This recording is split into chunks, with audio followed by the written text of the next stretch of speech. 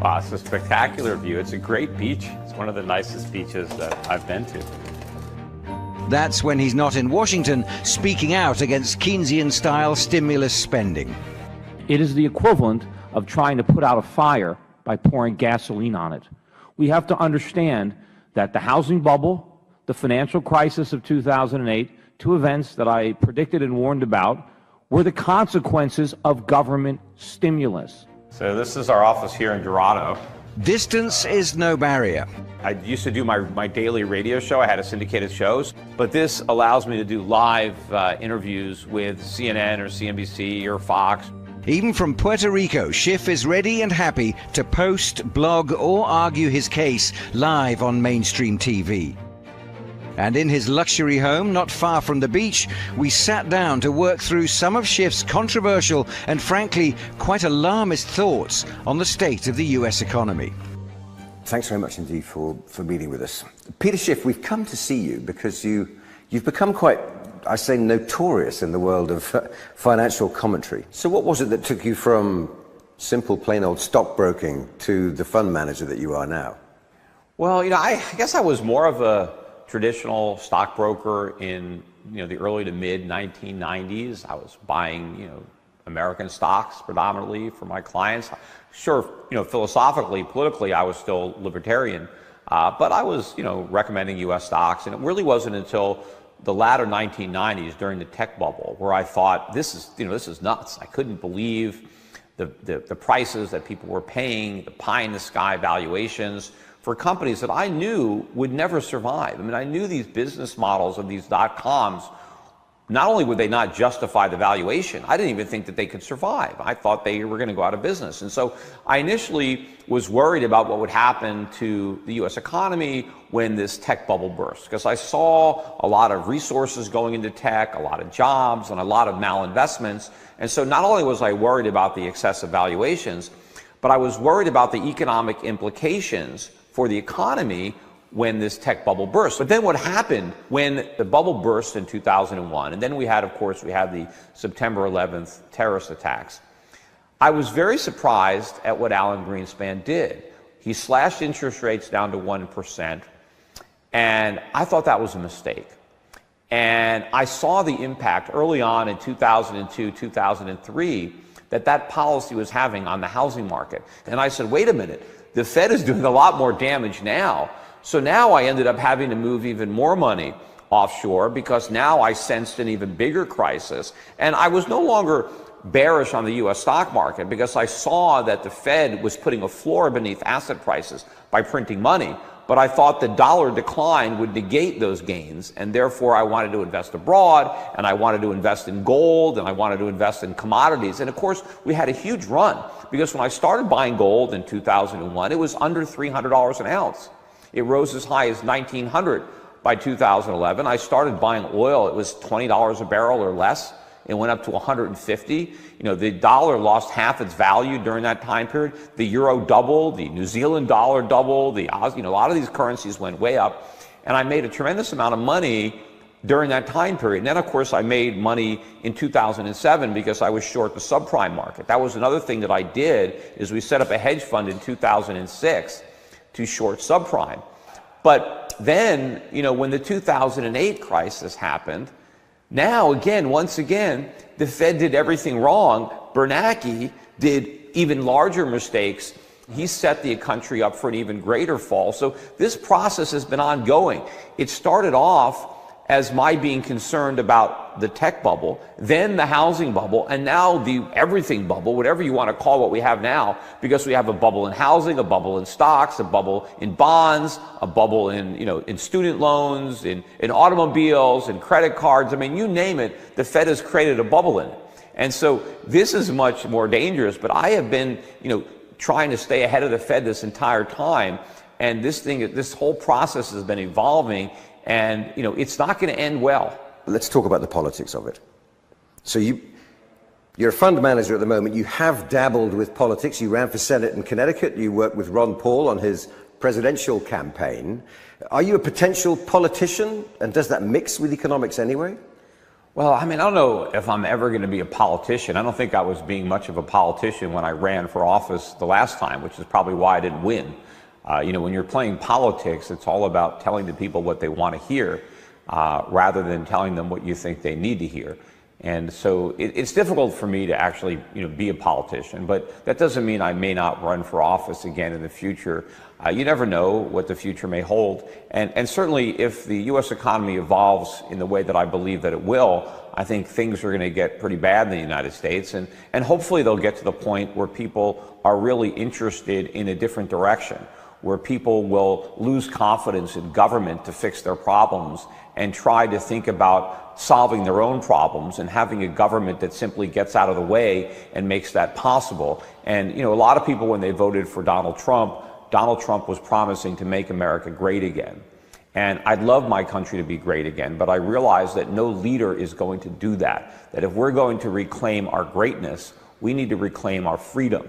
And so what we need is a government that lives within the confines of the Constitution, and we need to restore limited government, sound money, economic freedom to the United States. And if we can get back to those traditional values of individual liberty and freedom and small government, then collectively the American people can make the country great again. President Trump was elected on the notion that he understood, or a lot of his mandate, his voters understood, that he recognized that they'd been left behind by globalization, that they'd been left behind by the economic system that you describe now.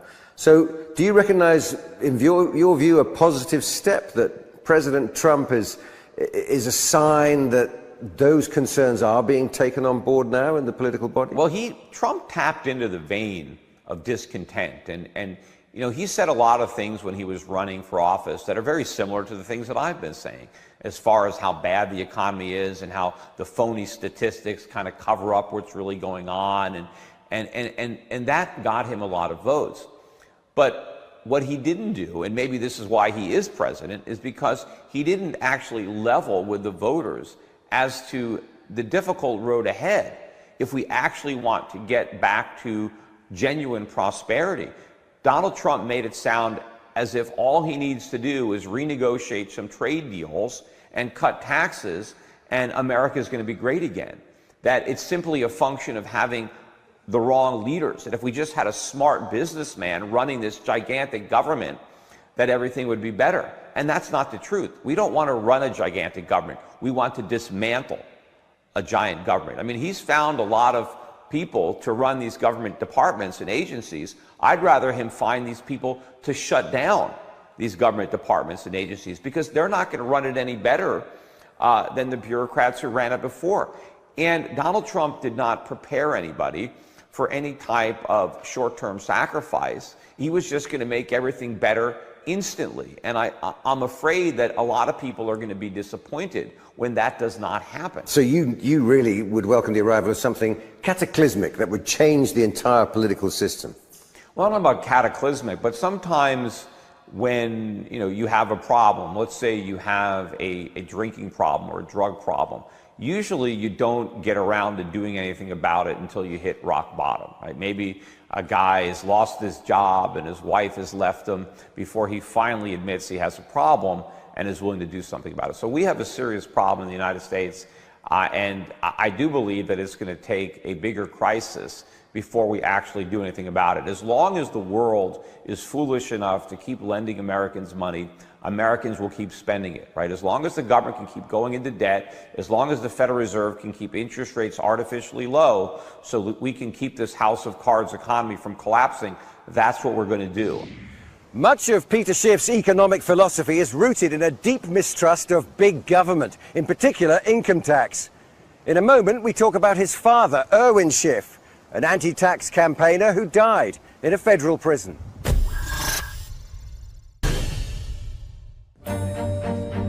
It's easy to identify Peter Schiff's setup as some sort of self-imposed exile. He sees it differently. So was Puerto Rico always on your radar as a place that you might move to live, or you explored? Or? No, it was never even on my radar at all until I read about John Paulson and the things that he was doing down here and some of the tax incentives that had recently been enacted. So I hadn't even thought about it. I mean, I had been thinking for a long time about getting out of the Northeast, getting out of Connecticut, because, you know, the winters are long and cold, and, you know, the taxes are high on a state level as well as the federal level. So I had already been thinking about moving out of Connecticut, but I wasn't thinking of Puerto Rico. I mean, it wasn't something that you would naturally think about. I'd only been here once in my life, and it was, you know, in my 20s. I came one time for a vacation. But I had been thinking, and even before I moved my asset management company here, though, I was thinking about moving it to Singapore or to Ireland. So when I found out about Puerto Rico, I changed that. So that caused me to move my business to, you know, kind of a local tax haven rather than going to Europe or Asia. But then I also moved here myself rather than just moving to Florida. I just, you know, went a little bit further. But Peter Schiff is at heart the consummate outsider, going against the grain, doing things differently. It's a trait that many might say he inherited from his father, Irwin, who died in a federal prison protesting against federal tax laws. How much of his views play a part in the way you run your business now and how you view the financial situation now? You know, he was the child of, you know, Jewish family in Connecticut, very much FDR supporters, traditional liberal Jewish family, blue collar. His father was a carpenter, first generation American. So my father was the first in our family to be born in America, or his generation. His parents emigrated from Eastern Europe. But all of his understanding of economics, he got on his own, not because, you know, he studied it in college. No, what he learned in college was your traditional Keynesian nonsense. So he was able to educate himself and read and come to an understanding of economics. And ultimately, though, he started to study the Constitution. He started to study the tax law. And when he became convinced that the government was collecting the income tax in violation of law, not only in violation of the Constitution, but in violation of the Internal Revenue Code, he really became the nation's foremost tax protester. But he really wasn't protesting taxes. He was protesting the illegal manner in which the government went about collecting taxes and enforcing taxes. And he, you know, self-published many books that became bestsellers, and he developed the rather substantial following nationwide. People who, you know, read his books. Not everybody necessarily followed his advice as far as defining. Well, some did, and they got into trouble, didn't they? Some did, some didn't. I mean, a lot of people, I've run into a lot of people who stopped paying income taxes and never had a problem. But then there were others who did, and certainly my father had a problem because he was so high profile. The government had to make an example of him, and, you know, that's why he ended his life as a political prisoner. I mean, my father was very sincere in his beliefs, and you can question whether or not his beliefs were accurate, but you can't really question the sincerity with which he held them. But you have this view that you've carried on, I suppose, a legacy in a way, that small government is the way things need to operate as much as possible. But how small would you like government to be? Well, as small as possible. I mean, you know, I think it's so small that maybe you could drown it in a bathtub. But, you know, I like government to be limited. That is the very foundation upon which this nation was built. I mean, the reason America became the richest nation in the history of the world was because we have the smallest government. And if you look at any examples today, if you look at countries that enjoy high standards of living, it's those countries that have succeeded in reigning in government. And it's only when government grows and increases its power that standards of living decline. And you can look at all sorts of examples where you can look at, you know, countries where you have a North and South Korea, or first China and Hong Kong, or China and Taiwan, or look at East Germany and West Germany. Whenever you take a culture and kind of split it, where you have more government on the one hand and more freedom on the other, it's always the country with more freedom and less government that has more prosperity. The volume is getting louder in terms of people commenting on economic affairs, and as a consequence, politics as well. Are these the two forces at work in the United States starting to announce themselves now through economic commentary?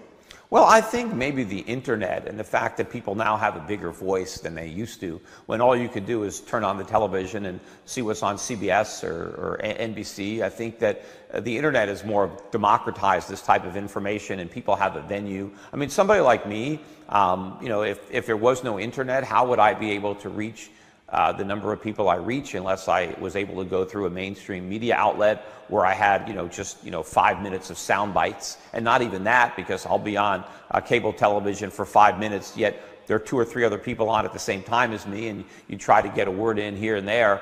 But on the internet and with social media, I can get a lot of my opinions out there, and so can other people, and people can, comment on my YouTube channel, or they can engage one another on my Facebook page. So I think that's happening more now that people have the means with which to express themselves and to learn more, right? You have information that you can avail yourself of. It's so easy to get information now through the internet that more people are able to educate themselves and to understand the truth when it comes to economics and government. According to Peter Schiff, the collapse of the US economy is not only a certainty, it's also long overdue. In a moment, we'll be talking about where he says investors should take their money to weather the coming storm. Although the daily commute is a golf cart through lush gardens and manicured lawns, Peter Schiff admits it's a full-time job. And are you working all the time? I mean, are you the kind of person who doesn't take holidays? Well, it's hard to, because I have a cell phone, so people can always call me. He's not showing any sign of giving up soon. So do you anticipate working hard for the next 20 years? 20 years is a long time. Time enough to contemplate the possible impact of his predictions on ordinary Americans. What should they do, the man on the street, the ordinary guy? What should they do with their investments right now? They'll be fearful if they hear these kind of predictions. Well, the average man on the street doesn't even have any money to invest. That's the sad reality. I mean, most Americans are broke. So to the extent that the average American has any money left over whatsoever, I would, suggest they buy some gold or buy some silver. I mean, don't put your savings in a bank. I mean, you're going to get no interest on it. The government's going to keep printing money. Either the bank is going to fail and you're going to lose your savings, or they're not going to fail because they get bailed out by the Federal Reserve and your savings lose their value. So for most people, to the extent they have savings, they need to save honest money, and they can do that with gold and silver. But for people who do manage to have a more substantial net worth, people who have retirement accounts, pensions, 401ks, people that have real portfolios, what my advice has been for some time is to try to recognize how these problems are going to impact the value of U.S. assets, not simply the nominal price of stocks or bonds, but the real value of these assets and the real value of the income that they're able to generate. And so I help my clients invest globally, move outside the United States, but also to try to avoid some of the other nations that are also having problems that will lead to higher inflation and a loss of purchasing power of their currencies. Try to find those countries that are making the fewest mistakes and then try to invest there. So why gold particularly? Well, because gold is real money. I mean, gold is something that central banks can't create. And, ever since we went off the gold standard, the dollar has been declining in value. If you go back, to the beginning of the Federal Reserve and look at what the price of gold was back then and look at what it is today, I mean, the dollar has lost, 98, 99% of its purchasing power relative to the price of gold. I mean, the price of gold has been pretty consistent throughout history. And so if you want to preserve your purchasing power, if you're worried about inflation, which is of course really just a government tax, if governments are going to create money to pay for their spending rather than pay for it legitimately through taxation, then you're going to pay through a loss of purchasing power. And if you want to protect yourself, you can protect yourself with gold. And you're not a fan of Bitcoin? Well, Bitcoin is an attempt to try to provide an alternative to fiat currencies. And I don't think it's going to work. I mean, I don't think that these digital currencies that are also backed by nothing, that have no intrinsic value, and where there's no limit to the number of digital currencies that can be created, I don't think they're going to work. Now, right now, they are working as a speculative asset. Certainly people who have speculated in Bitcoin, who bought Bitcoins, they have tremendous profits on paper, and some of the people have actually realized these profits by cashing out. But just like I believe that a lot of these .com companies had flawed business models and would never achieve what they were promising, that didn't prevent people from profiting on the mania until it collapsed. But right now there's a lot of hype surrounding the potential, just like there was a lot of hype surrounding the potential of a lot of the dot-coms, but I don't think it's going to be realized. Now, ultimately, do I think there could be digital currencies that could be issued privately and circulating? Absolutely. But they need to be backed by real money. So you can have a digital currency that's backed by gold, but you can't have a digital currency backed by nothing. Just like you can't have paper currency backed by nothing. When paper currency was backed by gold, it worked. It's only when it's backed by nothing that it doesn't. What identifies a country out there beyond the shores of the United States that you would consider is not making mistakes? Well, they're all making mistakes, unfortunately. That's kind of the way things are today, because they're all following a bad example, right? Everybody is reading from the same bad playbook, so they're making bad decisions. But there is no free market paradise anywhere on earth. I mean, I don't think any countries today are really as free as, let's say, 19th century America, early 20th century America. But if you look at countries like Hong Kong, like Singapore, like New Zealand, like Switzerland, and these are some of the more developed economies, there is more freedom than government control. How do you feel about the people out there listening, living their lives, trying to make a buck, regular folks? Are you concerned for them, or are you simply pushing your own point of view because you believe in an economic way that it's right? Well, of course. I mean, I am very concerned about it, and I'm trying to help people both financially by protecting their own wealth, the money they've saved, and I'm trying to educate people. One of the things that I did that touched a lot of people was when they had the Occupy Wall Street protests. I went down to Zuccotti Park, and I had a cameraman with me, and I had a sign, I'm in the 1%, let's talk. And I engaged these individuals for a couple of hours and talked about their concerns. And I recognized the problems that people have. I just thought that they were expressing their anger at the wrong source, that everybody wants to pretend that the solution is government, that individuals or businesses or entrepreneurs are evil and greedy, they're going to exploit the workers, they're going to gouge the consumers, and the only benevolent force out there is government. And that is a very dangerous perspective, because government is brute force. Government can force you to do things. They can put you in jail, right? They can imprison you. They can take your money by force. No businessman can do that. If a businessman wants your money, he has to earn it. Yeah, but market forces can be pretty cold-blooded as well. No, they're not. They're fair. Market forces work, and they work fairly for everybody. And I also believe in compassion, not of government, but of individuals. I'm not so naive as to say that in a free market, there aren't going to be people that fall through the cracks, that have certain mental incapacities or physical ailments that prevent them from even feeding themselves or take care of themselves. But I have confidence in individuals, that individuals will take care of their fellow man. Looking at America as an example, looking at how the Federal Reserve does business, looking at the central banks in Europe as well, for that matter, what's your advice for them? What warnings or what lessons to learn? Yeah, well, to do the opposite of what we're doing. We're setting a very, very bad example. A lot of people look to America and they want to emulate America. But America is great, or was great, not because of what we're doing now, but because of what we did in the past. I mean, we've been spending the last 50 years or so undoing all those good things. So to the point that, we're like the dumbest kid in the class, yet everybody wants to cheat off of us because they think we're so smart. Well, I mean, obviously, if you're cheating off the dumbest kid in the class, you're not going to get a good grade. So you really don't want to follow in our example. And American stocks predominantly for my clients. Sure, philosophically, politically, I was still libertarian, but I was, recommending U.S. stocks, and it really wasn't until the latter 1990s during the tech bubble where I thought, this is nuts. I couldn't believe the prices that people were paying, the pie in the sky valuations for companies that I knew would never survive. I mean, I knew these business models of these dot-coms, not only would they not justify the valuation, I didn't even think that they could survive. I thought they were going to go out of business. And so I initially was worried about what would happen to the U.S. economy when this tech bubble burst, because I saw a lot of resources going into tech, a lot of jobs, and a lot of malinvestments.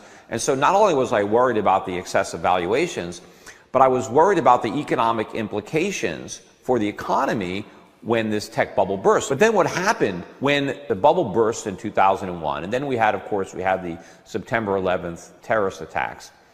I was very surprised at what Alan Greenspan did. He slashed interest rates down to 1%, and I thought that was a mistake. And I saw the impact early on in 2002, 2003, that policy was having on the housing market. And I said, wait a minute, the Fed is doing a lot more damage now. So now I ended up having to move even more money offshore. Wow, it's a spectacular view. It's a great beach. It's one of the nicest beaches that I've been to. That's when he's not in Washington speaking out against Keynesian-style stimulus spending. It is the equivalent of trying to put out a fire by pouring gasoline on it. We have to understand that the housing bubble, the financial crisis of 2008, two events that I predicted and warned about, were the consequences of government stimulus. So this is our office here in Dorado. Distance is no barrier. I used to do my daily radio show. I had a syndicated shows, but this allows me to do live interviews with CNN or CNBC or Fox. Even from Puerto Rico, Schiff is ready and happy to post, blog, or argue his case live on mainstream TV. And in his luxury home, not far from the beach, we sat down to work through some of Schiff's controversial and frankly quite alarmist thoughts on the state of the US economy. Thanks very much indeed for meeting with us. Peter Schiff, we've come to see you because you've become quite, I say, notorious in the world of financial commentary. So what was it that took you from simple, plain old stockbroking to the fund manager that you are now? Well, I guess I was more of a traditional stockbroker in the early to mid 1990s. I was buying a bubble in student loans, in automobiles, in credit cards. I mean, you name it, the Fed has created a bubble in it. And so this is much more dangerous, but I have been trying to stay ahead of the Fed this entire time, and this whole process has been evolving, and it's not going to end well. Let's talk about the politics of it. So you're a fund manager at the moment. You have dabbled with politics. You ran for Senate in Connecticut. You worked with Ron Paul on his presidential campaign. Are you a potential politician? And does that mix with economics anyway? Well, I mean, I don't know if I'm ever going to be a politician. I don't think I was being much of a politician when I ran for office the last time, which is probably why I didn't win. When you're playing politics, it's all about telling the people what they want to hear rather than telling them what you think they need to hear. And so it's difficult for me to actually, be a politician, but that doesn't mean I may not run for office again in the future. You never know what the future may hold. And certainly if the U.S. economy evolves in the way that I believe that it will, I think things are going to get pretty bad in the United States. And hopefully they'll get to the point where people are really interested in a different direction, where people will lose confidence in government to fix their problems and try to think about solving their own problems and having a government that simply gets out of the way and makes that possible. And, a lot of us now, I sensed an even bigger crisis. And I was no longer bearish on the U.S. stock market because I saw that the Fed was putting a floor beneath asset prices by printing money. But I thought the dollar decline would negate those gains, and therefore I wanted to invest abroad, and I wanted to invest in gold, and I wanted to invest in commodities. And of course, we had a huge run, because when I started buying gold in 2001, it was under $300 an ounce. It rose as high as $1,900 by 2011. I started buying oil, it was $20 a barrel or less. It went up to 150. The dollar lost half its value during that time period. The euro doubled, the New Zealand dollar doubled, the Aussie, a lot of these currencies went way up. And I made a tremendous amount of money during that time period. And then, of course, I made money in 2007 because I was short the subprime market. That was another thing that I did, is we set up a hedge fund in 2006 to short subprime. But then, when the 2008 crisis happened, now, once again, the Fed did everything wrong. Bernanke did even larger mistakes. He set the country up for an even greater fall. So this process has been ongoing. It started off as my being concerned about the tech bubble, then the housing bubble, and now the everything bubble, whatever you want to call what we have now, because we have a bubble in housing, a bubble in stocks, a bubble in bonds. People, when they voted for Donald Trump was promising to make America great again. And I'd love my country to be great again, but I realize that no leader is going to do that. That if we're going to reclaim our greatness, we need to reclaim our freedom. And so what we need is a government that lives within the confines of the Constitution, and we need to restore limited government, sound money, economic freedom to the United States. And if we can get back to those traditional values of individual liberty and freedom and small government, then collectively, the American people can make the country great again. President Trump was elected on the notion that he understood, or a lot of his mandate, his voters understood, that he recognized that they'd been left behind by globalization, that they'd been left behind by the economic system that you describe now.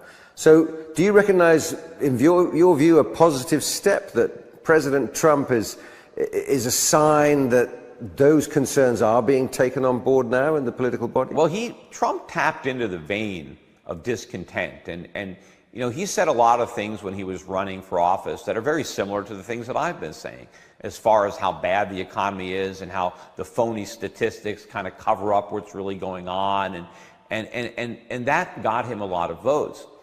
But what he didn't do, and maybe this is why he is president, is because he didn't actually